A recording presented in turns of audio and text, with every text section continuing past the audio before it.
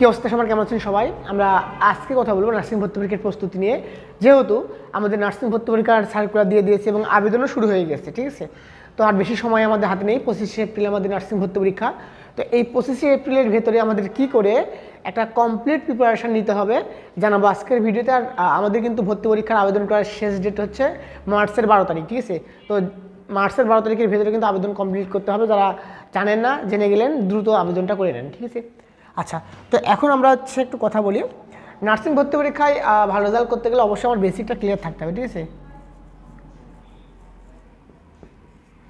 এখন এই যে বেসিক জিনিসটা কি, এটাই কিন্তু অনেকে বোঝে না, ঠিক আছে? সবাই বলে কি যে বেসিক ক্লিয়ার করবো, কিন্তু বেসিকটা কি? নার্সিং ভর্তি পরীক্ষার প্রিপারেশান নিতে গেলে আগে যে কথা শুনতে হয়, বেসিক ক্লিয়ার করো, বেসিক ক্লিয়ার করো, কিন্তু বেসিক জিনিসটা কি অনেকে নাকি এই জিনিসটা বোঝে না। তো আমরা আজকে কথা বলবো হোয়াট ইজ বেসিক, ঠিক আছে?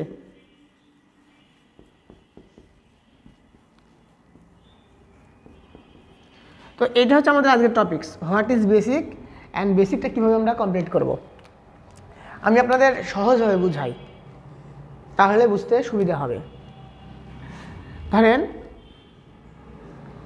আমি বাংলাদেশে থাকি, দিস ইজ বাংলাদেশ। এখন আমি যাব কানাডাতে।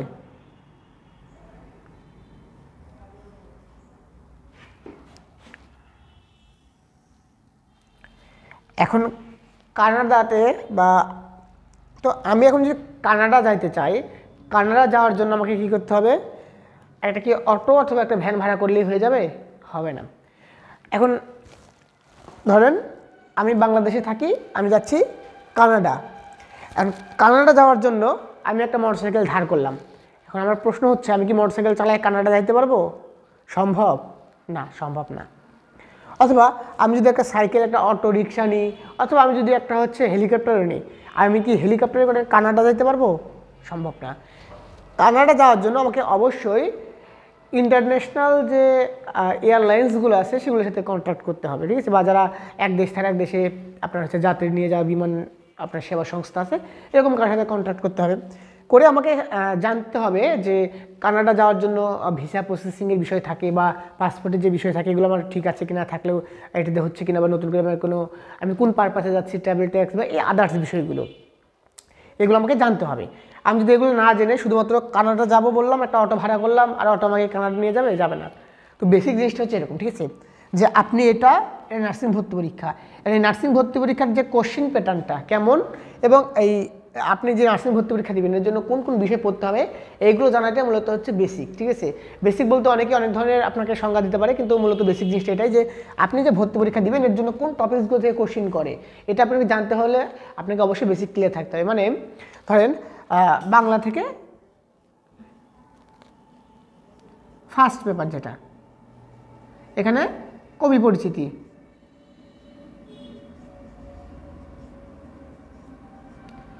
যে 2-4টা কোশ্চেন ফার্স্ট পেপার থেকে করে কোথা থেকে করে? কবি পরিচিতি থেকে করে। তো এই যে আমি জানি যে কবি পরিচিতি থেকে নার্সিং ভর্তি পরীক্ষার কোশ্চেন করে প্রথম পত্রে, এটাই মূলত আমার বেসিকটা জানা হয়েছে। ভর্তি পরীক্ষার যে বেসিক জিনিসটা এটা আমি জানতে পারছি, ঠিক আছে? আবার বেসিক বলতে অনেকে বুঝবে যে কোন সাবজেক্টে কত মার্কের কোশ্চেন করে, এগুলো না, ঠিক আছে? এগুলো জাস্ট ভর্তি পরীক্ষার জন্য ইনফরমেশান, এগুলো জানা দরকার। বাট এইটা মূলত বেসিক, যে ফার্স্ট পেপার থেকে মূলত বাংলা ফার্স্ট পেপার থেকে কবি পরিচিতি থেকে 2-1টা কোশ্চেন করে, আর ম্যাক্সিমাম কোশ্চেন কোথা করে? সেকেন্ড পেপার থেকে করে, ঠিক আছে? তো এই যে আমি জানি ফার্স্ট পেপার থেকে কোশ্চেন করে এটা, আর সেকেন্ড পেপার থেকে কোশ্চেন করে, তাহলে সেকেন্ড পেপার থেকে কোথা থেকে করতেছে? এখানে অনেক কিছু আসে, সমার্থক শব্দ, বিপরীত শব্দ, বাগধারা, যুক্তবর্ণ শব্দ, তো আদার্স, ঠিক আছে?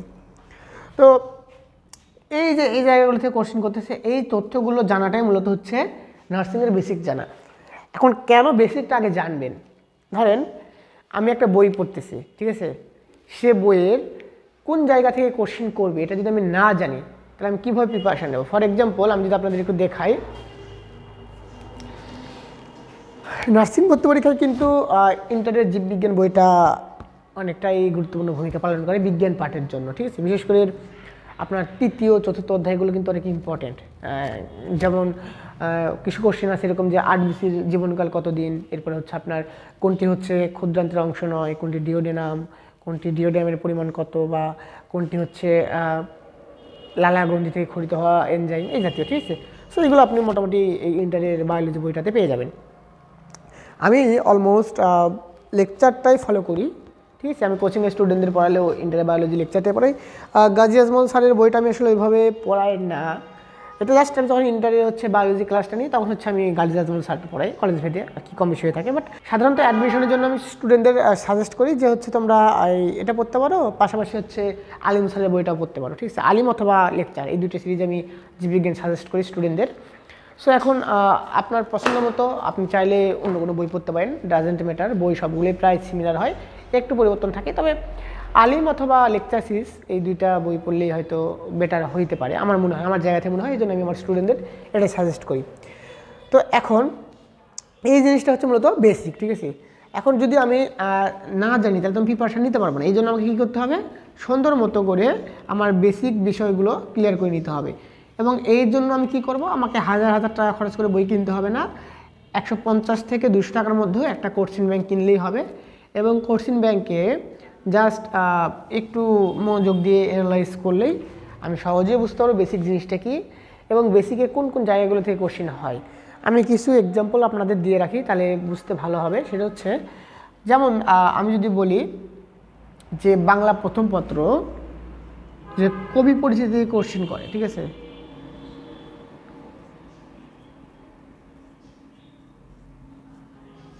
এখন এই জায়গাটাতে কিছু জায়গা আছে স্কিপ করার মতো, কিছু জায়গা আছে স্কিপ করার মতো না, ঠিক আছে। এখন কবি পরিচিতি কি আমি পুরোটাই পড়বো? কখনোই না। আমি কবি পরিচিতি পুরোটা পড়ে সময় নষ্ট করবো না।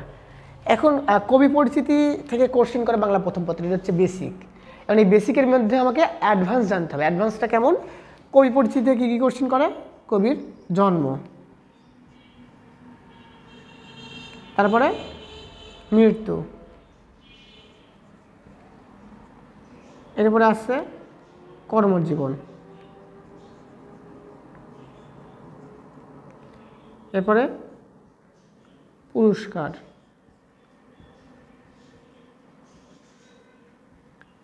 এরপরে আসবে আপনার হচ্ছে ছদ্মনাম, ঠিক আছে, ছদ্মনাম। এরপরে আসবে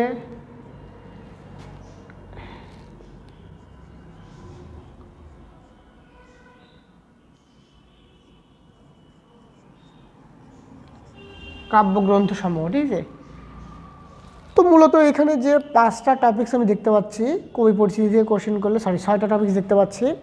এই 6টা টপিকস থেকে কিন্তু কবি পরিচিতি দিয়ে কোশ্চেন করে। সো আমি একটা কবি পরিচিতি যখন ধরবো তখন এই জাস্ট এই 6টা টপিকস কভার করবো, আমার কবি পরিচিতি শেষ। এখন কবি পরিচিতি কোনগুলো পড়বো? মূলত এসএসসি প্লাস এইচএসসি যতগুলো কবি আছে তাদের পরিচিতি পড়তে হবে। এর মধ্যে অলমোস্ট কয়টা কবি পাবো? আমরা পাবো ধরেন 20টা থেকে 25টা মতো কবি পাবো, ঠিক আছে, যেগুলো থেকে বারবার কোশ্চেন হয়। সো একটা কোশ্চেন ব্যাংক আমি যদি কিনে নিই, অথবা যারা বই কিনেছেন কোশ্চেন ব্যাংক সাথে আছে, একটা কোশ্চেন ব্যাংকটা বের করলেই দেখতে পাবেন কোন কোন কবিগুলো থেকে কোশ্চেন হয়। পাশাপাশি পিএসসি, ঠিক আছে, পিএসসির যে 11 জন কবি আছে, ঠিক আছে, এই 11 জন কবি, পিএসসি 11 যেটা, এই 11 জন কবি পরিচিতি সুন্দর মতো পড়ে নেবেন। সো তাহলেই সুন্দর মতো আপনি একটা বাংলা ফার্স্ট পেপারে স্ট্রং প্রিপারেশান নিতে পারবেন। এবার প্রত্যেকটা সাবজেক্ট অ্যানালাইজ করেন, করে হচ্ছে আপনি প্রিপারেশান নেন, আপনার প্রিপারেশান অনেক বেশি স্ট্রং হবে, আমি এতটুকু বলতে পারি, ঠিক আছে। সো আজকের ভিডিও এ পর্যন্তই। যারা হচ্ছে জানতেন না কীভাবে অ্যানালাইজ করবেন তারা জানতে পারলেন। আশা করি এইভাবে কাজ করলেই আপনি সফলতা পাবেন। ধন্যবাদ।